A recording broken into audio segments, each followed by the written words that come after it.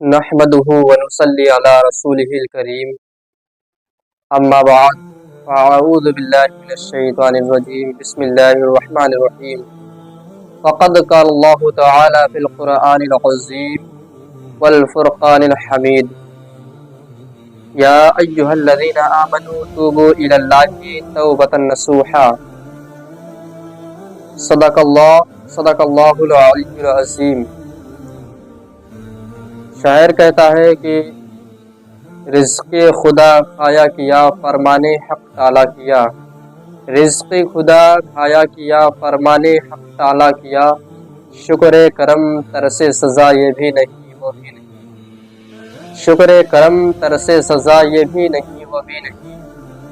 رب العزت قرآن مجید و فرقان حمید میں ارشاد فرماتا ہے یا ایھا الذین آمنوا توبوا الی اللہ توبۃ نصوحا، اے ایمان والو اللہ رب العزت کی طرف ایسی توبہ کرو، اپنے پروردگار کی طرف ایسی توبہ کرو جو آگے کو نصیحت ہو جائے۔ کہ توبۃ نصوحا کا مطلب کیا ہے؟ حضرت عمر فرماتے ہیں کہ توبۃ نصوحا کا مطلب یہ ہے کہ جب انسان اپنے گناہوں سے ایک بار توبہ کر لے تو اس گناہ کی طرف نہ جائے۔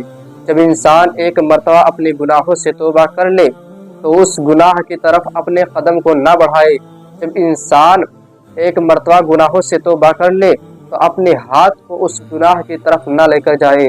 جب انسان ایک مرتبہ اپنے گناہوں سے توبہ کر لے تو اپنے دل میں اس گناہ کا خیال نہ لے کر آئے۔ جب انسان ایک مرتبہ اس گناہ سے توبہ کر لے تو اس گناہ کی طرف نہ جائے۔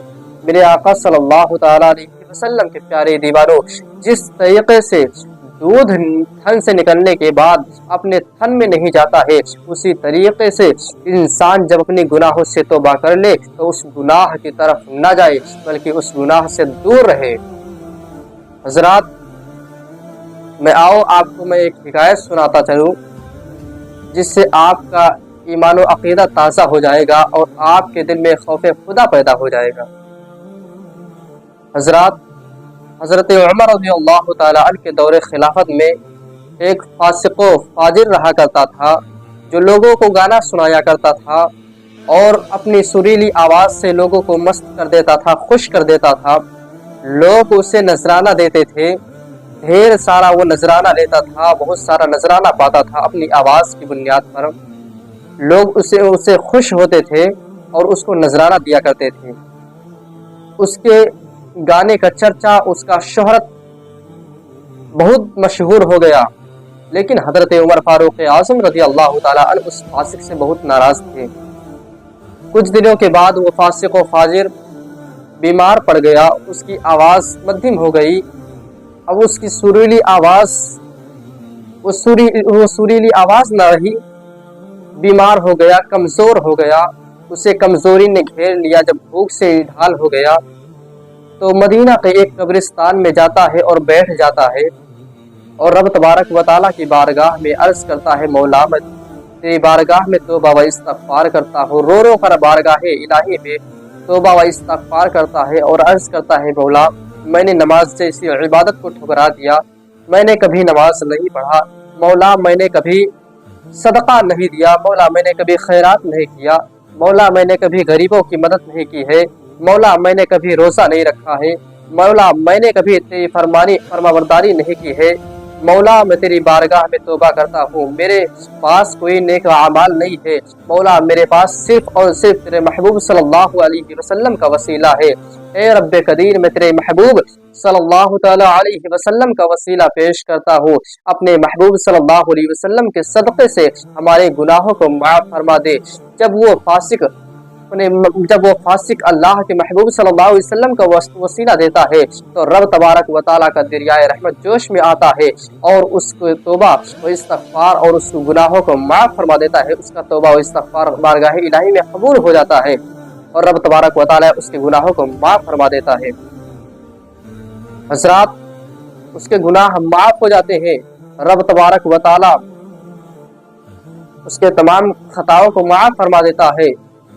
حضرت عمر فاروق اعظم رضی اللہ تعالیٰ عنہ کو الہام ہوتا ہے کہ اے عمر فاروق اعظم جلدی جاؤ اور میرا ایک محبوب بندہ मदीने की एक कब्रिस्तान में 3 दिन से भूखा बैठा हुआ है, भूखा तड़प रहा है, भूखा परेशान है, वो लाकर कमजोर हो गया है।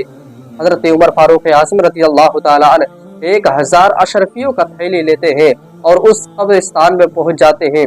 कब्रिस्तान में पहुंचते हैं तो क्या देखते हैं, यहाँ सुनसान है, कोई नजर नहीं आ रहा है।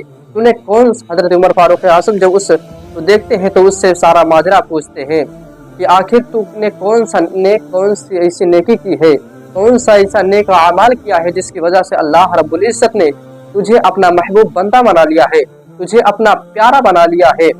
अल्लाहु अकबर। हजरत उमर फारूक आज़म रज़ी अल्लाह ताला अन्हु उस फासिक व फाजिर को 1000 अशरफियों का थैली देते हैं और फरमाते हैं जा अपनी हाजत पूरी कर ले।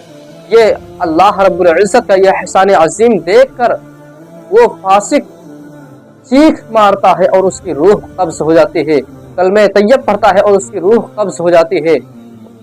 हजरात, हजरत उमर फारूक आज़म रज़ी अल्लाह ताला अन्हु ये देखकर रोने लगते हैं, ये देखकर रोने लगते हैं, उसकी रूह परवाज हो जाती है। हजरत उमर फारूक आज़म मदीने में ऐलान कर देते हैं कि ऐ लोगों, तमाम लोग जमा हो जाओ, इसके नमाज जनाजा में शिरकत करो।